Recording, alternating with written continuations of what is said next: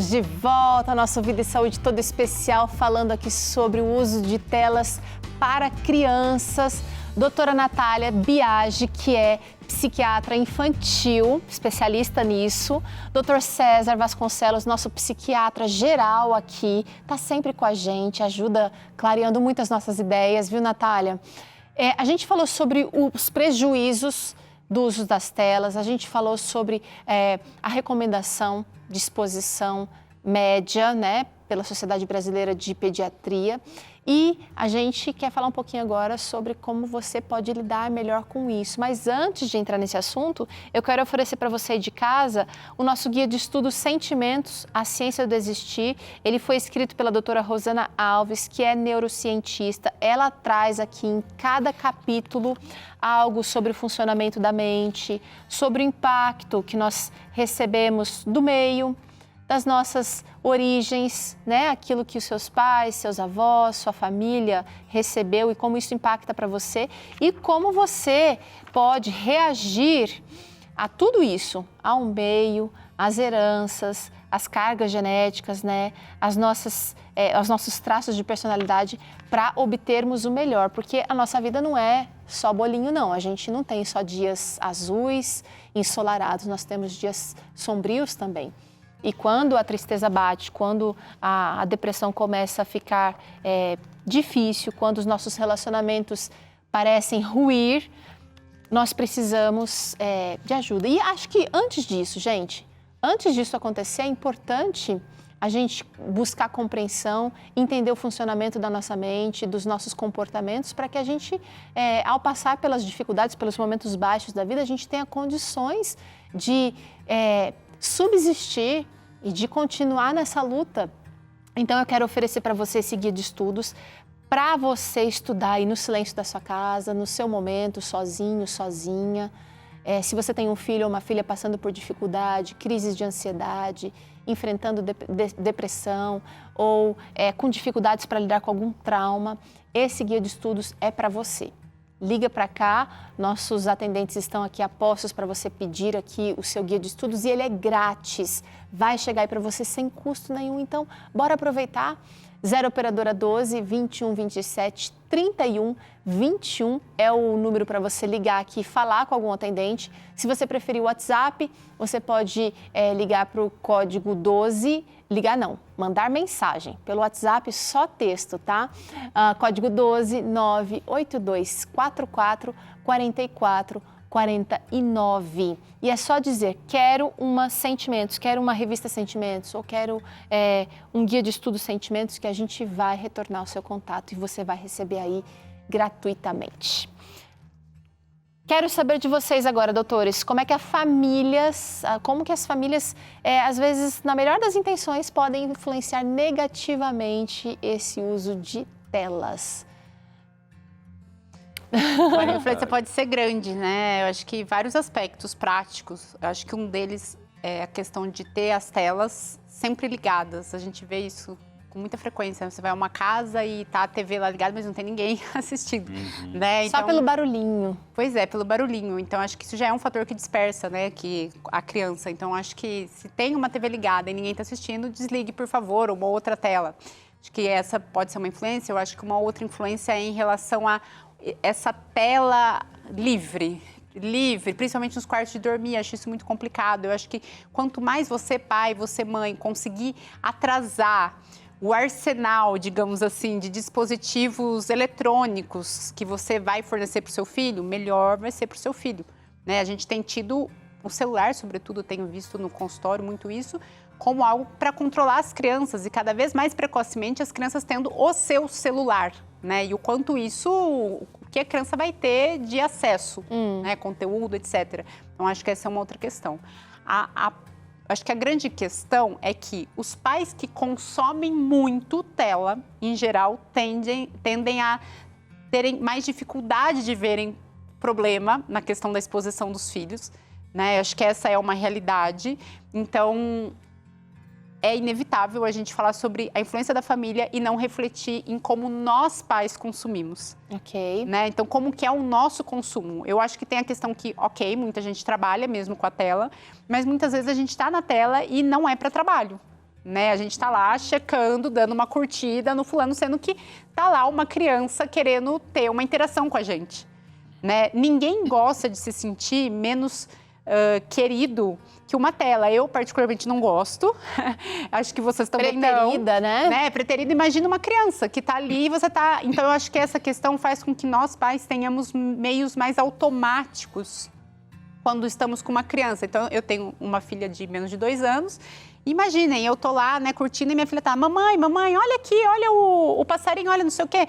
Provavelmente eu vou fazer só assim para afastar, né? Olha, eu tô com uma coisa mais importante, né? Eu vou ficar, olha o tipo de interação que eu tô tendo com a minha filha, né? Então, eu acho que essa questão de como nós consumimos, sobretudo quando estamos ali com uma criança ou adolescente que precisa de conversar. Essa também é uma outra coisa que eu quero desfazer, esse mito.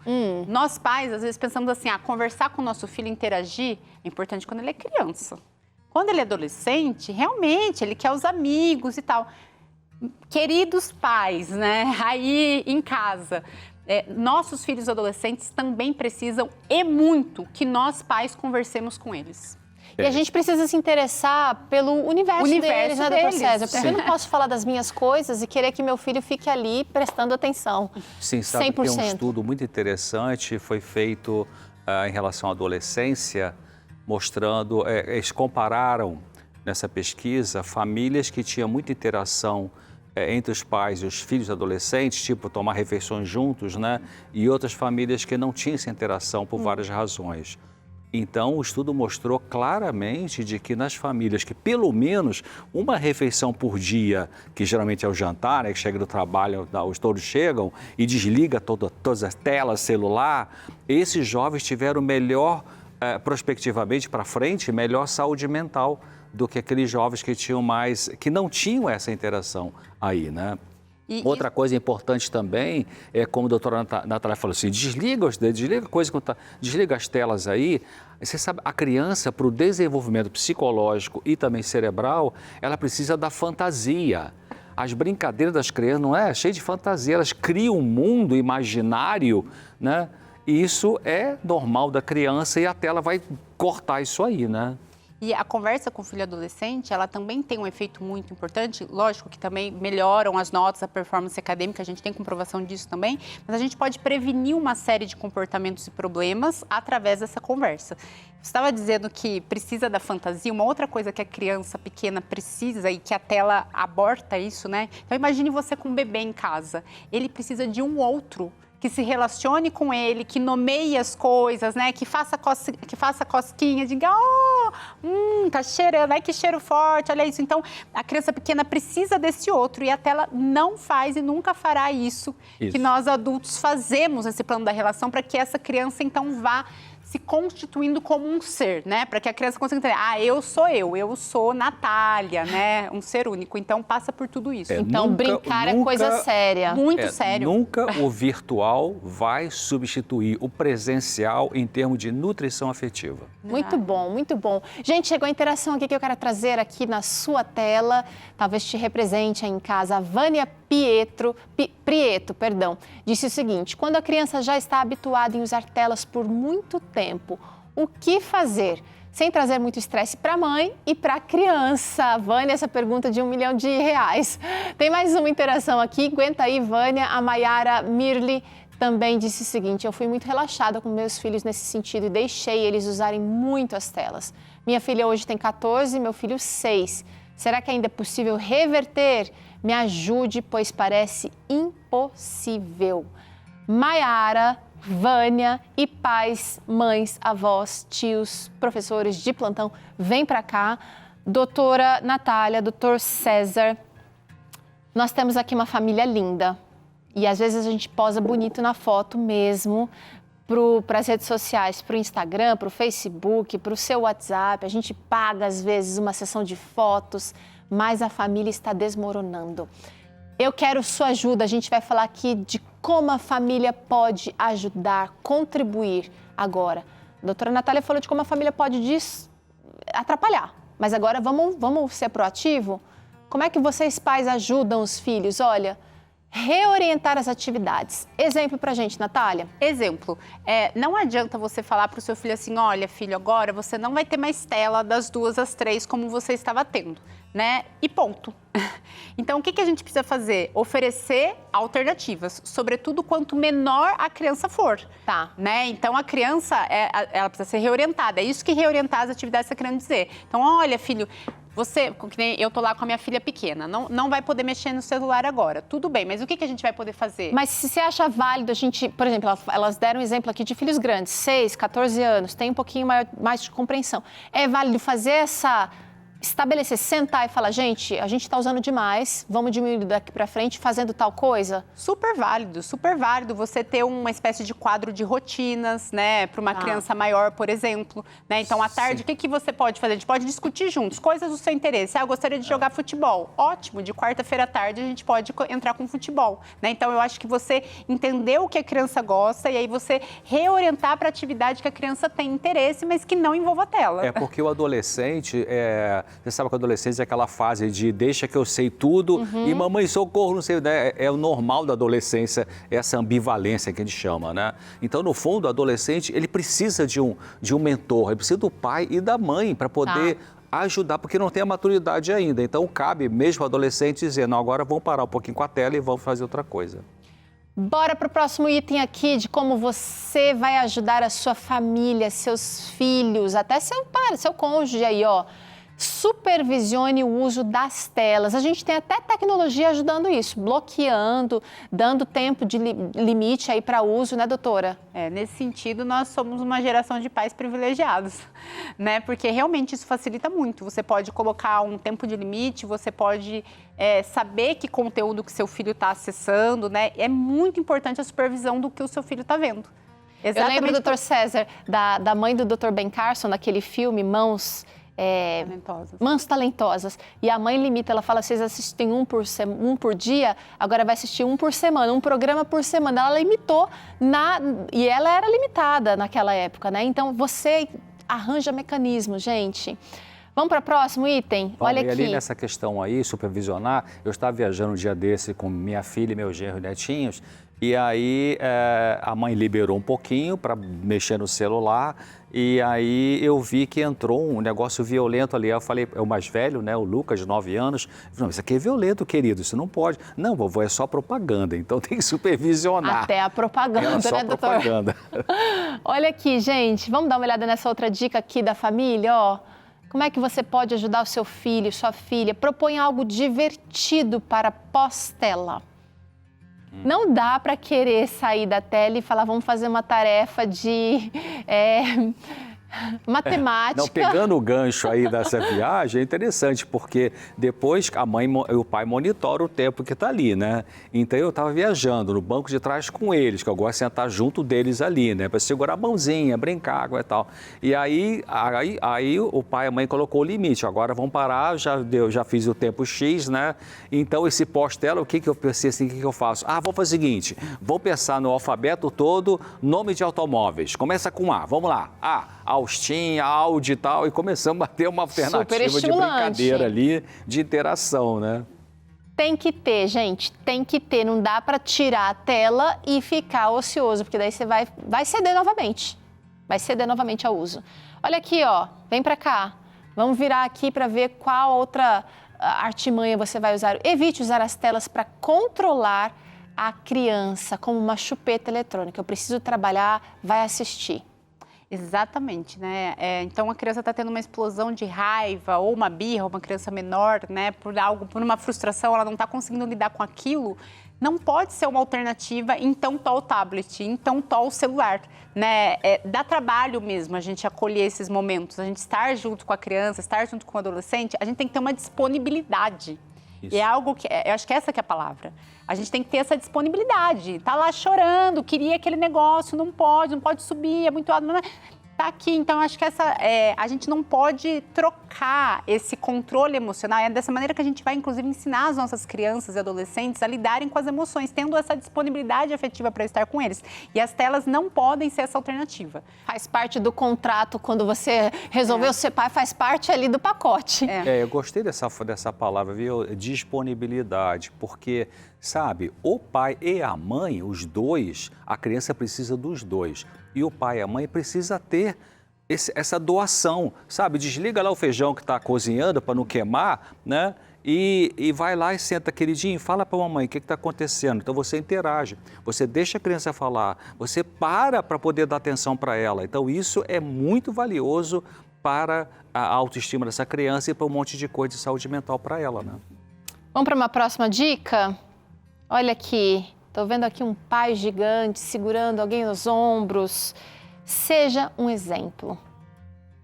A doutora Natália falou várias vezes sobre isso aqui. Importante, doutor César traz isso aqui direto no programa, nos Claramentes, respondendo dúvidas de telespectadores. É difícil falar, doutora, sobre algo que a gente não pratica, mas perfeito só foi Jesus. Então a gente precisa falar mesmo sendo imperfeito, mesmo buscando a perfeição.